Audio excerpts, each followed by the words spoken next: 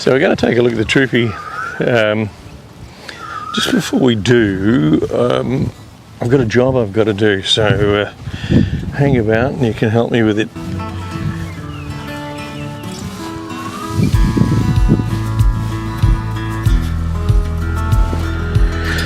So this is the tool we need. Top marks, if you know what that's for. It's a filter casing getter offer.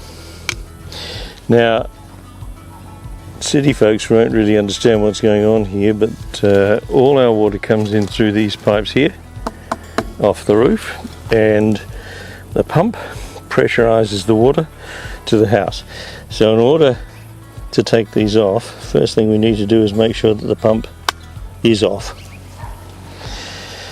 Otherwise, the moment we open it, of course, the pressure will fall and water will come jetting out.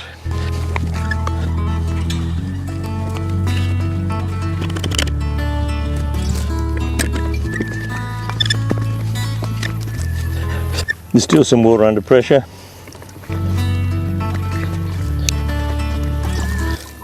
You can see how dirty that is, and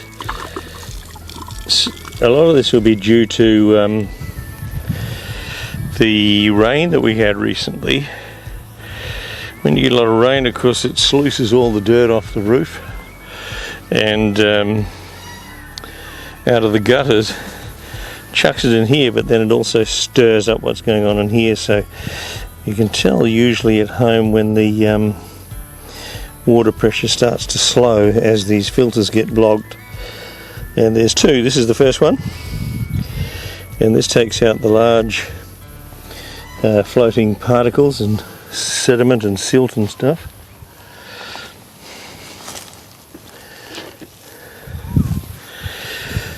But what we'll do is take this away and wash it before returning it, because it's going to be filled with dirty water. There's a seal. It's important we don't lose that. Dirty water.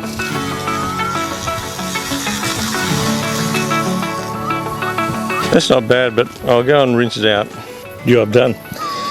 Now I hear you say, how can you rinse it out when you've turned the water off? Well, there's actually a second supply, not necessarily house supply, but there's a tank behind the shed and a tank behind the garage, and both of those are completely independent. So we can. And it's as easy as this. New filter in. Don't forget the rubber O-ring, because this is what's providing the seal. And I did make a rookie error once and dropped it and put it back together again, and it leaked. And tie's usually good enough. That's one.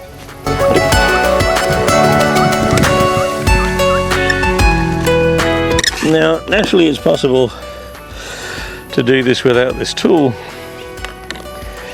I don't know, using either a very large plumber's wrench, you know, a Stilson, or something else which you could rig up, you know, including a strap or a belt or something. But that tool just makes it so much more easy.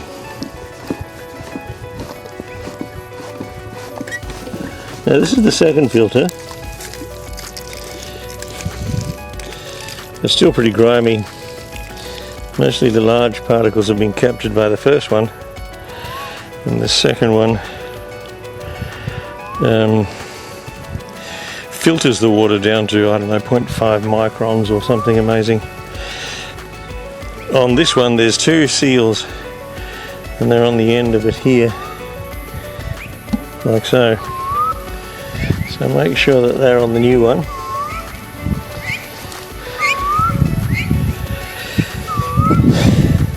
Don't forget that little rubber seal again, which is in here. There. And we'll go and rinse this. It's a bit better.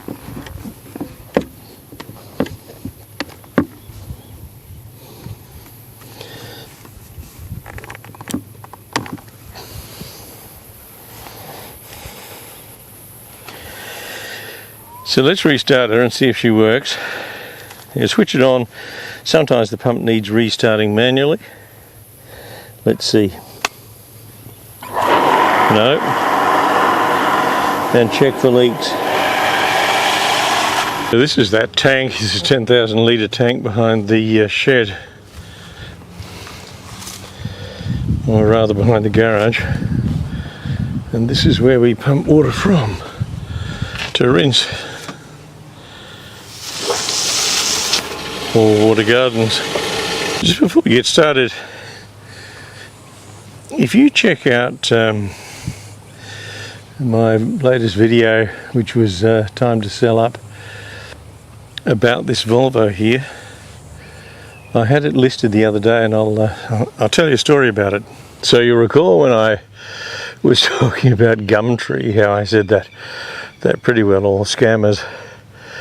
Well, I didn't list it on Gumtree, but I listed it on Facebook, and within 24 hours I had one inquiry, and then within a short time after, a second inquiry, and they both followed a similar pattern. You know, they asked about the vehicles, appeared to be interested, you know, where was it located, what was my best price, etc, etc, and all of that kind of stuff, you know. And then, yeah, great, well, I'll see you tomorrow at whatever time.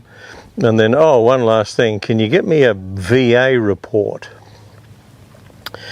And I said, never heard of that, what is it?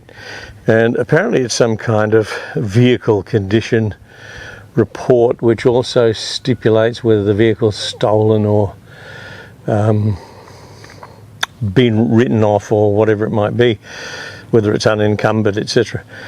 Now we have in Australia the PPRS, which is a good option.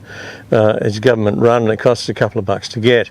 But these other ones, and they do, both of them provided a link, but to two different suppliers, are scams. And I just kept saying, oh, I don't need it, but, you know, feel free to go ahead and get one for yourself, and so on. And then eventually, of course, they disappear because they realise that I'm not about to spend the money. But I believe that they serve a dual purpose. Now, I could be wrong, but this is only with doing a bit of Googling to find out what it is that they are.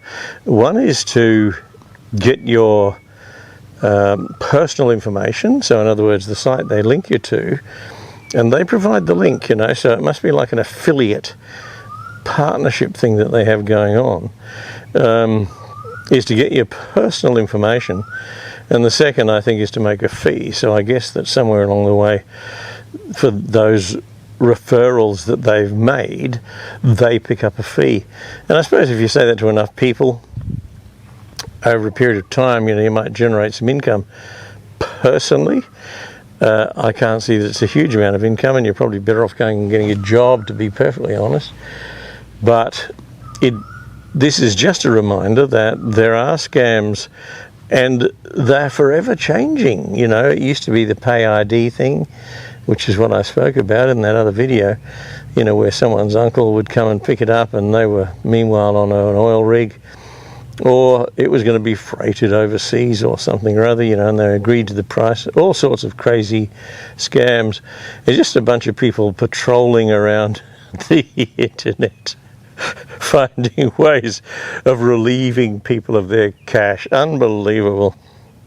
Anyway, so far no serious bites, but remember I said when I listed it pretty high, and so I didn't really expect much. Anything would have been a bonus. So what we'll do in a few days' time is just drop the price and keep dropping it until we get to a point where someone says that's a bargain, I'll take it. A real person, that is, not a scammer. Anyway, look, I'm just going to go and grab a cuppa, and I'll come back and we'll do a bit more on this this car. So let's open up the Troopy and see what we've got in here, what we need to do, or what we can do for a small job.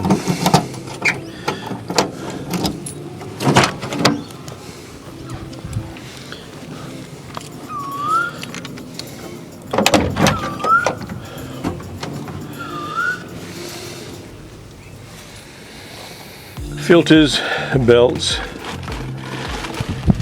etc, etc. I've got a thought. Why don't we, I'll leave that door open for a minute, why don't we take a look at that bull bar and see about cutting out that that rusty piece. Let's do that. Katana. And it's important obviously to wear, when you're using something like this, eye protection and ear protection, because not only are they noisy, they fling sparks at you. And what I'm going to do is just cut it off here. I can clean it up later.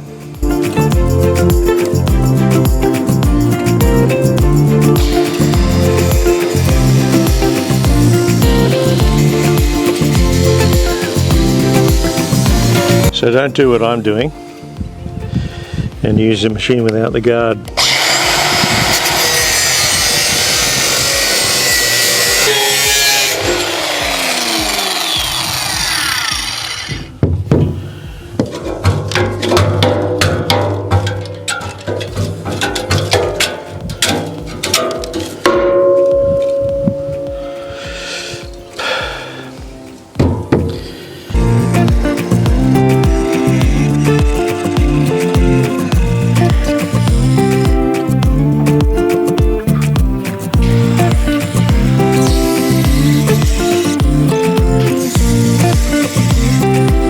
So we've cut that off, ground it back pretty well where we need it to be. This is the piece, but of course it's shorter because we cut it off rather than cut it back at the plate where it was mounted. But I'm going to cut these brackets off here so we can fit those to the new piece.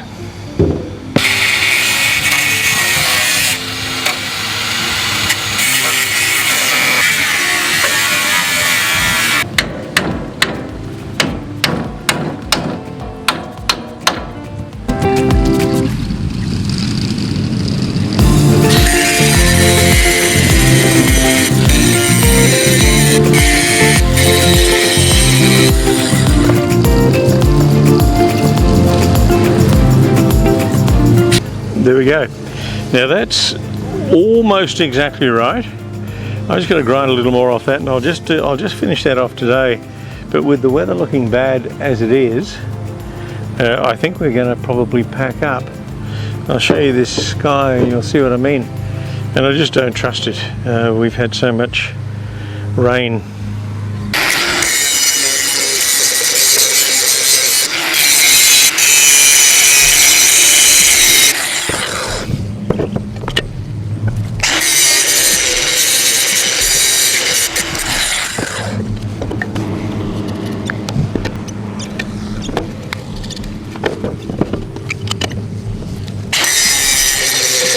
So what we'll do is we'll just put a bit of that rust kill on and drop it back on the ground again and put everything away.